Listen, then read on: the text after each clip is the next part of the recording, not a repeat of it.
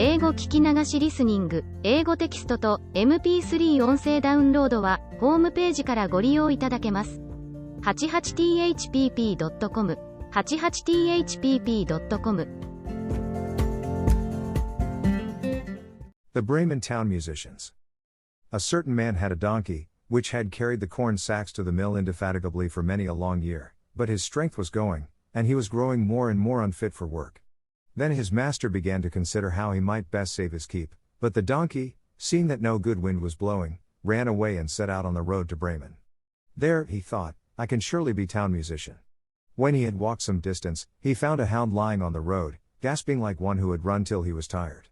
What are you gasping so for, you big fellow? Asked the donkey. Ah, replied the hound, as I am old, and daily grow weaker, and no longer can hunt, my master wanted to kill me, so I took to flight, but now how am I to earn my bread? I tell you what, said the donkey, I am going to Bremen, and shall be town musician there, go with me and engage yourself also as a musician. I will play the lute, and you shall beat the kettle drum. The hound agreed, and on they went. Before long they came to a cat, sitting on the path, with a face like 3 rainy days. Now then, old shaver, what has gone askew with you? Asked the donkey. Who can be merry when his neck is in danger? Answered the cat. Because I am now getting old, and my teeth are worn to stumps, and I prefer to sit by the fire and spin, rather than hunt about after mice. My mistress wanted to drown me, so I ran away. But now good advice is scarce. Where am I to go? Go with us to Bremen. You understand night music, you can be a town musician.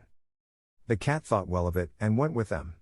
After this the 3 fugitives came to a farmyard, where the cock was sitting upon the gate, crowing with all his might. Your crow goes through and through one, said the donkey. What is the matter? I have been foretelling fine weather, because it is the day on which Our Lady washes the Christ child's little shirts, and wants to dry them, said the cock. But guests are coming for Sunday, so the housewife has no pity, and has told the cook that she intends to eat me in the soup tomorrow, and this evening I am to have my head cut off. Now I am crowing at full pitch while I can.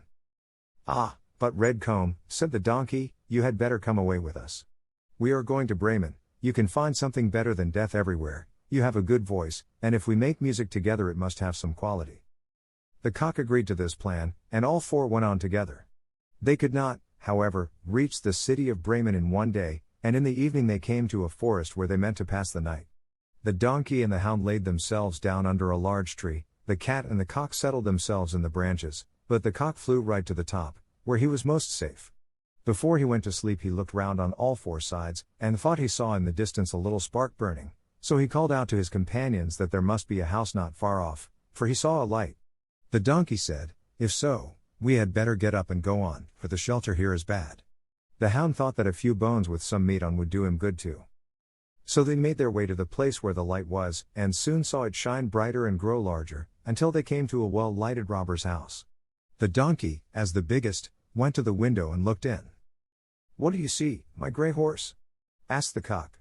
What do I see? Answered the donkey, a table covered with good things to eat and drink, and robbers sitting at it enjoying themselves.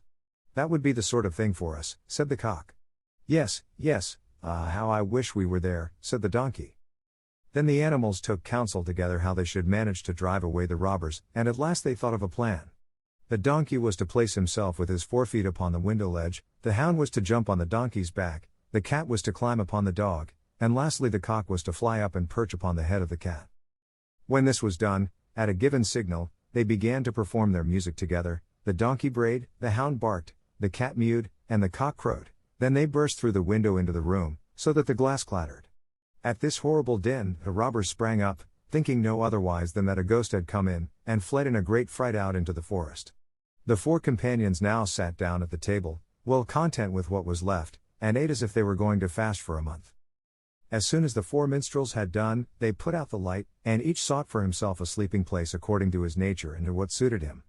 The donkey laid himself down upon some straw in the yard, the hound behind the door, the cat upon the hearth near the warm ashes, and the cock perched himself upon a beam of the roof, and being tired from their long walk, they soon went to sleep.